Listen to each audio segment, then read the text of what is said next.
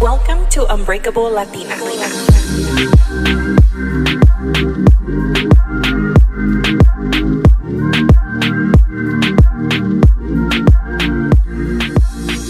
Hi guys, welcome back to Unbreakable Latina. This is your host Melina. I hope everyone had a wonderful weekend. I myself have had a wonderful week. I've been off for a few days from work and it's been great. I took a little vacation with my sister and my mom to Scottsdale. It was so much fun. We stayed at the Scott Resort and Spa and it was super relaxing. We eat a lot of good food. There's a lot of cute bars out there. We went top golfing. Um, I had never been to top golf and it was my first time and it was my mom's first time. I had been mini golfing but never to top golf and my mom had never done either. And I thought that she was gonna get like frustrated or like quit, but she was actually really good. Like she a couple tries and she learned how to golf and she was kicking our butts. My sister and I were second and third place, and my mom was going first place for a while. And it was a lot of fun. And I actually mentioned to my sister, like, it's cute to see mom do things that she probably thought she would never do. And I think, like, we forget that our parents didn't get to experience things like we get to experience. And sometimes I feel left out because, like, growing up, our vacations were just going to Mexico and that's it. And we didn't do anything else besides like occasionally when my dad wanted to take us or had the money to take us, he would take us to Disneyland. And that was like a whole like it was a once in a long while thing. And when we did go to Disneyland, like we made sure like to pack your burritos and like snacks because we weren't going to spend more money because we already spent a bunch of money getting the tickets. And I was talking to my sister and I was like, damn, like, do you think that we always want to go travel and try new things because we didn't get to as kids? And she's like, yeah, like, we didn't get to have those luxuries like a lot of people do. And it's not because our parents didn't want to. I just don't think they knew. And also money, right? Like that was a whole nother thing. Like, oh, we have to save for a house. We have to do this. So we didn't want to they didn't want to spend money on traveling. I didn't even know like you could travel to other states. Like that didn't even cross my mind when I was younger.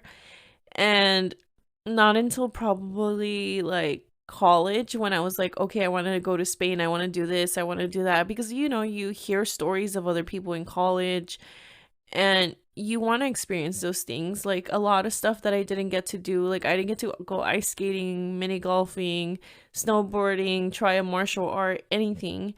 I don't even know how to swim. But as an adult now, I get to experience those things and then I remember like, okay, my mom hasn't experienced these things either. So it's nice to experience things for the first time together. And like I said, we can't forget that our parents didn't get to have those luxuries either. So that's why I didn't know better than to not take us to certain places or teach us certain things. Hey guys, I wanted to take a quick break to thank you all for your support. When I first started the podcast, I felt lost. I didn't even know where to begin, but thankfully I stumbled upon Anchor. Anchor is a platform that I use to make my podcasts. I can record, edit, and distribute my podcasts on listening platforms like Spotify, Apple Podcasts, and many more. So it's a one-stop shop. And the best part is that it's free. Download the Anchor app or go to anchor.fm to start your podcast today. On today's episode, I wanted to discuss my not-so-college experience because thinking back, I've been reflecting a lot and I didn't get to experience college like most people do. And the reason that this popped in my head was because I saw somebody make a TikTok and I forgot the name of the creator, but he had a video and it says, when someone says to have the college experience, but all you do is commute. And I couldn't relate more. I commuted. But let me explain like the backstory. So when I was in high school, I was around 16 or 17. My dad lost his job. And the reasoning behind him losing his job had a lot to do with his gambling addiction. My dad used to be addicted to gambling at the casino. So, because of that, his job started not being important to him, and he ended up getting let go of his job. And this was like the summer before being a senior, or I think so, something like that. It was like the summer before being a senior, you're getting your senior packages, you're applying to colleges. I don't recall exactly what the timing was, but I know it was between my junior and senior year. So at the time, like, my dad was a breadwinner. So we had a home, they had a mortgage payment. They didn't know what they were gonna do. My mom worked a part-time job, but it wasn't much. And it was just shocking and it sucked. I remember around that time it was like when you start buying like your cap and gown or your graduation package, your prom package, you start deciding on which colleges you're going to go to, or I think it was when you apply for financial aid. And I although my brother was the first to go to college, like he was gone. So he would help me, but I would try to figure things out on my own, and I just couldn't because like it was hard. And even though I was like an avid in school, it was just difficult to navigate and to think like, damn, my dad lost his job. He was the breadwinner. All he has is whatever savings he has and his 401k and all that. But thankfully he got unemployment and it was able to cover, the expenses. But like I said, he was addicted to gambling. And although my dad had a lot of money in his 401k, was getting unemployment, the system screwed me over because it reflected as if he had a lot of money. At the job that he lost, he was making decent money, enough to be able to like do his mortgage payment and help me with school. But since all that was gone, I had nobody to lean on. Um, Financial aid screwed me over because once my dad's taxes came, we found out that he actually blew all his 401k money.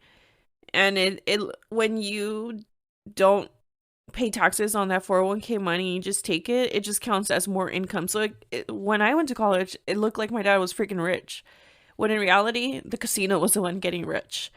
And it sucked because I didn't qualify for any grants or whatever they're called. I don't even know what they're called because all I got was loans. And my schooling options, like my college options, became very slim because I was like, I'm barely going to be able to afford this, like with the loans for a local school to commute. I will never be able to afford to go to a college that's out of state or somewhere else in California. Like I have to stay close to home. And I felt guilty for like wanting to leave, even though I really did want to leave to San Diego. That was like my dream college, San Diego State. I couldn't because financially it would have been a stupid decision for me to do. I felt like if I leave, I'm being selfish.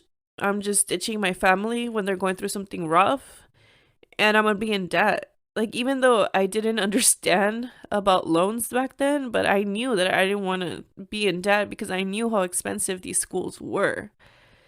So I ended up going to Cal State San Bernardino, and my loans barely covered my tuition. And at the time, tuition was actually super cheap compared to how it was. So this was back in 2008. So from 2008, I graduated in 2013. All those years, my tuition kept going up and going up. And I'm sure a lot of you experienced that.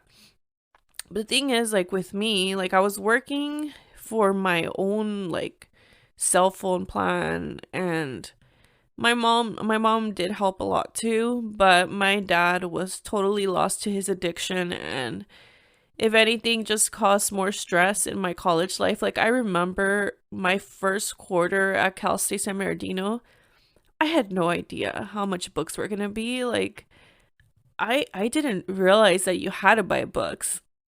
And you learn this as you go. But my first memory was having to sell my gold, so like my esclava and my necklace de mi bautizo, de mi primera comunión, to afford my books. But no one was there to tell me like, oh hey, you're gonna have to spend like all this money on books, and then you're gonna have to pay for a parking pass, and then you're gonna have to do this. And my dad didn't have that money. I mean, he did, but like I said, his addiction, he didn't have money to provide to me. And if I backtrack, like for high school, like I remember being so stressed out during graduation. Like I barely had enough money to get like my cap and gown and like go to prom. Like my mom tried to get like other jobs to help out because it was just a rough time for my family. And I always felt on edge because I was so worried about paying my bills and making sure I had money for the next quarter for my books, that I was always working.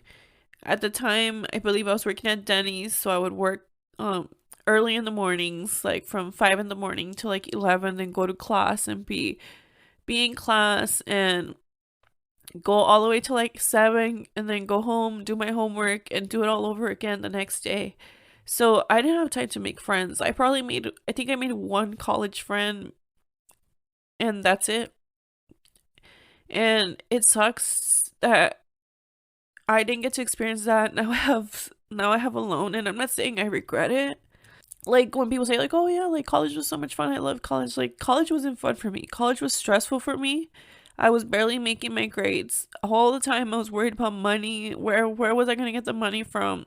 And I remember even trying to like join like the Latino Business Association at my college, and it was just so draining to stay past like 7 and then go home and still do homework. So I ended up like quitting that club. And I really wanted to be part of something, but I never could. And like reflecting back, I think like being first gen, like you take a lot of problems upon yourself that are not yours. Like, and you feel guilty if you don't take those problems. And that's something that I struggled with a lot throughout, probably when I was like from 18 till about, I don't know, like 28. I always took my family's problems that weren't exactly mine, like on my shoulders. And being a parent to your parent is one of the hardest things ever that I've been through. And it sucks that I can't be like, oh, college was so much fun, because it wasn't for me. For me, it was just like get the degree and get out. And because of that, I think I didn't do internships. I didn't have the money or somebody to like save me, or a job that was flexible. And it sounds like I'm blaming everything, but I'm just showing my experience and how nobody was kind of there to guide me. And I know not everybody has someone to guide them, but I wish that I would have known more, and I would have been like, okay, well, can I just like not be claimed by my dad on taxes, and go on my own and declare myself as independent, and then I would have got my whole school paid for. But instead, I was in my early 20s dealing with a father who was addicted to gambling. And not only did I have to worry about like paying for my own expenses, I also had to worry about my mom and my sister having a roof over their head, along with my siblings. We were all in this together, but I just felt like this pressure, and we don't really talk about it. Like here and there, we will talk about it, but it's not something we enjoy talking about. But it was really rough on my whole family. And to be honest, the reason that I made this podcast, it's not to cry, but here I am crying. But it's just like if you went through that, or are going through that, or know someone that's going through that, like they're not alone. People try to paint these picture like families are perfect. No one's family's perfect. Like for the longest time, I pretended that my family was okay because I was embarrassed. I didn't want to confess to anybody what was really going on. Um, I don't even know if I had any friends that actually knew that my dad had a gambling addiction. Maybe one of my friends. But that's it. If you have ever dealt with a family member that's addicted to gambling, it's rough because it's not like it's a drug addiction, it's an alcohol addiction. It's like this addiction to gambling, and it's not something that people really talk about. So this is the reason why I wanted to bring it up too, because I never even knew people were addicted to gambling. Coping with a family member or a friend that's addicted to gambling can be very exhausting.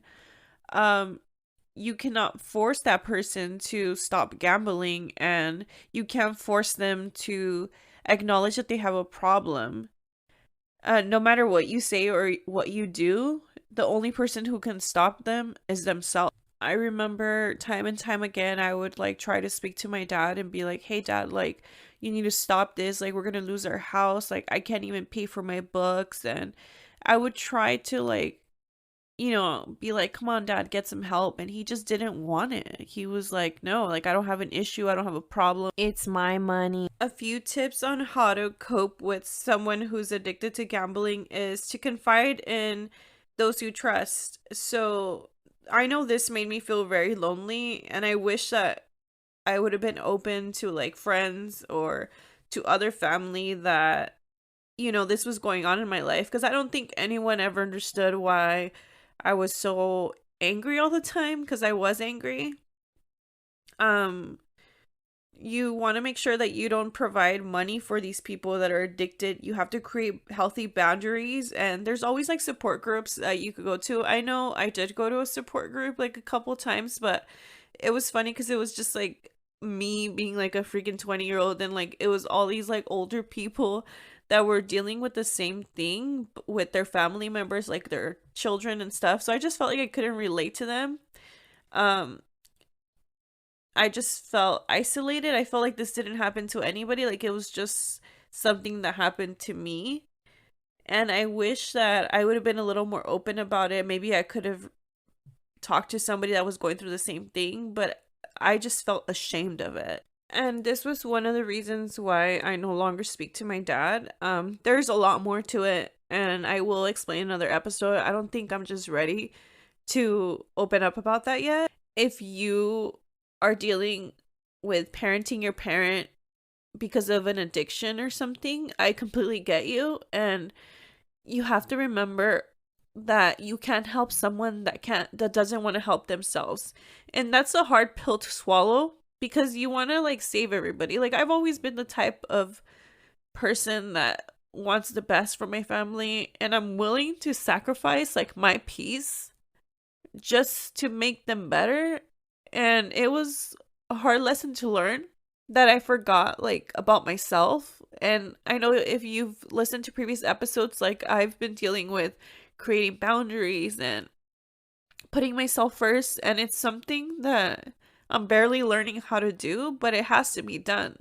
So please, if you are going through something like this, and I'm not saying ditch your family, I'm just saying create those boundaries, put yourself first, and don't neglect your own feelings to try to like save your family.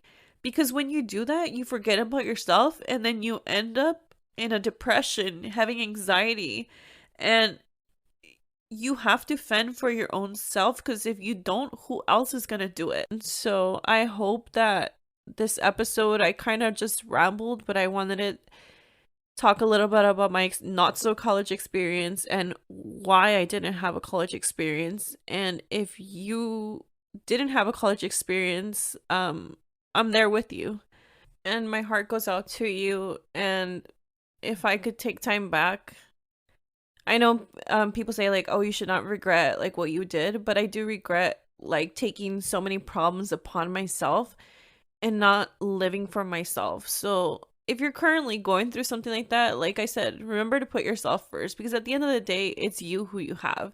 Although I love my family, like I neglected a lot of me to put others' needs before mine. And at the end of the day, I was there for my family, but I don't even have a relationship with my father anymore. So I lost a lot of time of my early 20s to help him when he didn't want to help himself. Thank you guys so much for listening. I appreciate all your support. I've seen all the reviews. Thank you for all your comments, all my new listeners. I am super shocked and thankful for the community that I'm building. Like it feels odd, but at the same time it feels really nice. So shout out to all of you that have sent me these beautiful messages on Instagram, on TikTok.